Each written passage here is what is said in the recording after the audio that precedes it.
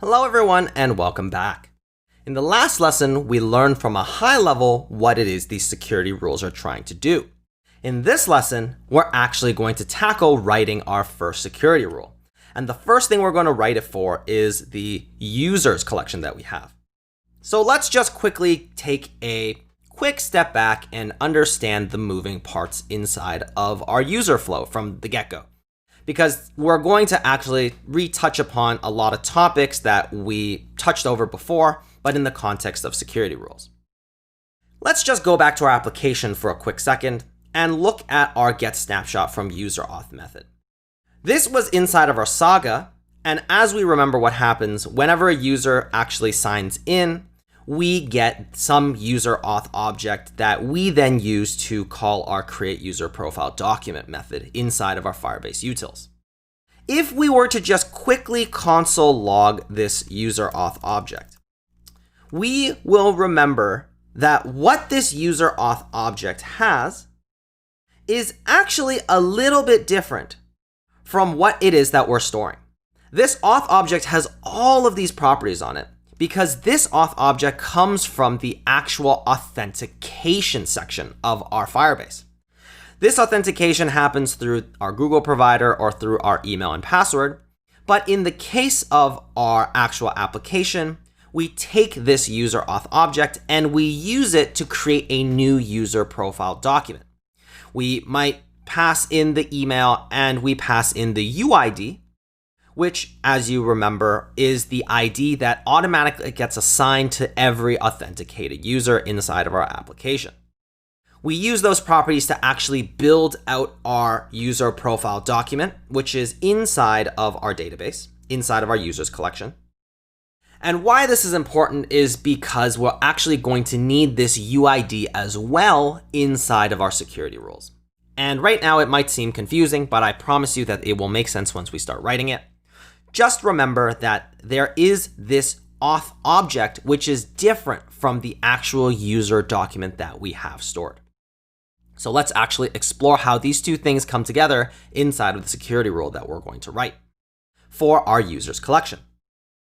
Inside of our users collection, let's first delete this part of our match statement and keep the service line as well as the first match database line, and make a new match statement for our users / and then here is going to be a wildcard that we write inside of these parentheses. So this /users points to our users collection.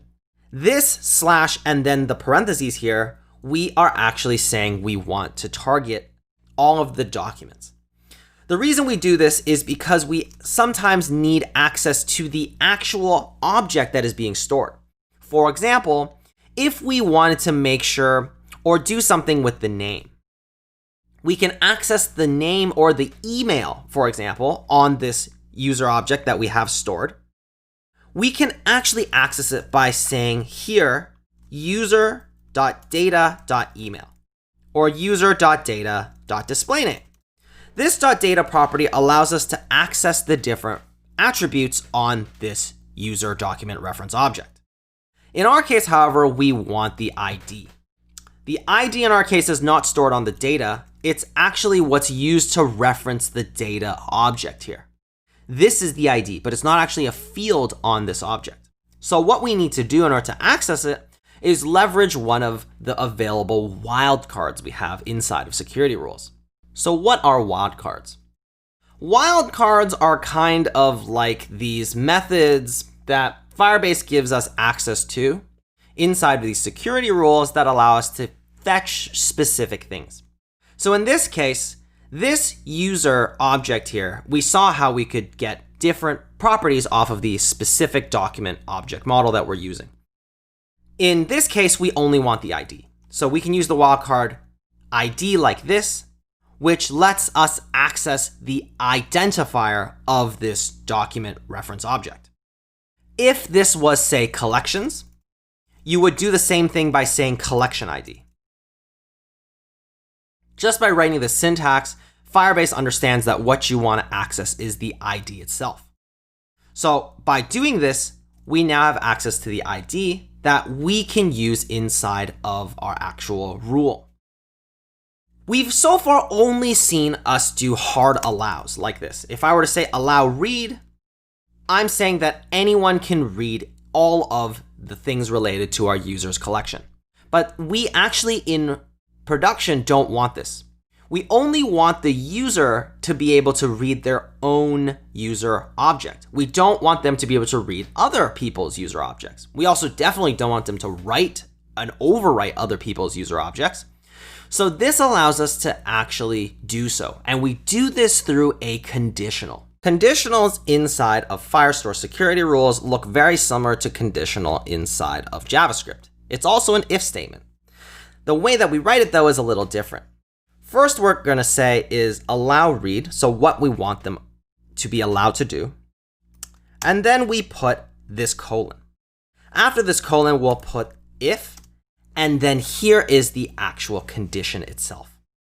So every single request that gets made to update, to get, to read, to delete, whatever, this all actually gets encapsulated inside of a keyword in the security rules called request.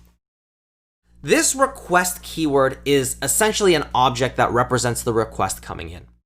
So what we're saying is that we want to allow read if the request coming in has been authenticated.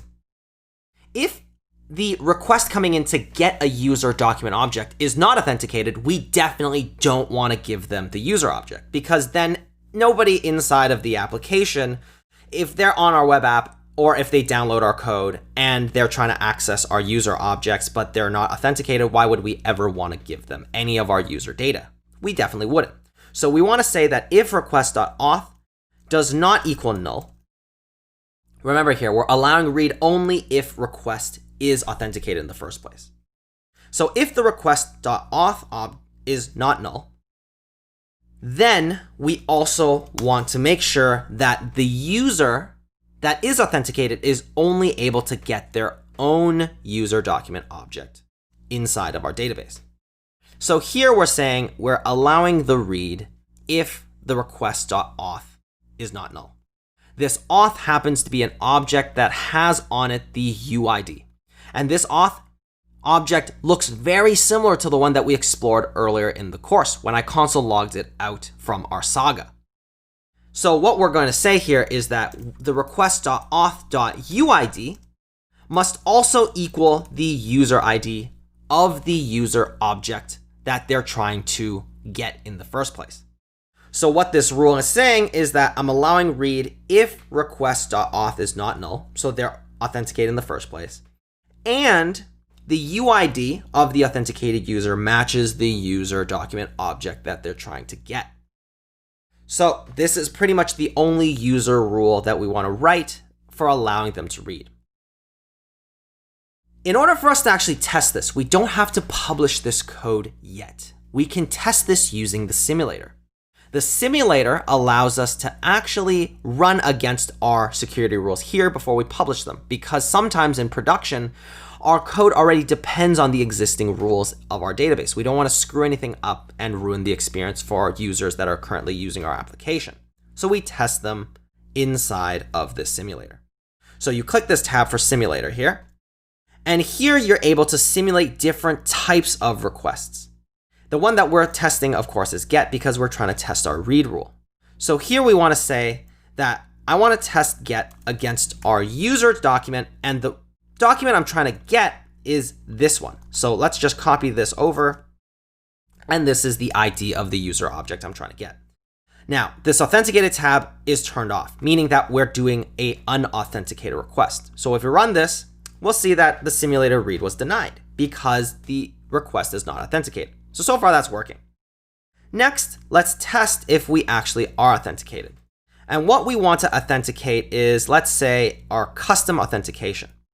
And we want to pass in the UID, which is the one that we already just copied, meaning that we're trying to access it with the UID matching the user ID. If we run here, we see that it's allowed. This is successful because our user ID matches the UID that I just passed inside of this object here. Now let's say this was a little different. Let's cut this out so that it doesn't match. If we run again, we'll see that it's denied. So this means that our user rule is working. Only users that are requesting a user object that is their own, meaning the UID matches the user ID, will be able to access their own user object. And with this, we have written our first security rule. It's a little bit weird syntax-wise, I know, to get used to, and the simulator will take some playing around with to get fully familiar with all of its features. But this is really all these security rules are based off of. It's pretty much just these conditions based on certain keywords you have to get used to that are accessible inside of the security rules. That's really all it is. And we're going to definitely write more. This is just the first introduction to our very first security rule. But just like that, we've just written our first one. So let's keep going and let's tackle the rules for creating as well as our collection. We'll do that in the subsequent lessons. So I'll see you in the next lesson.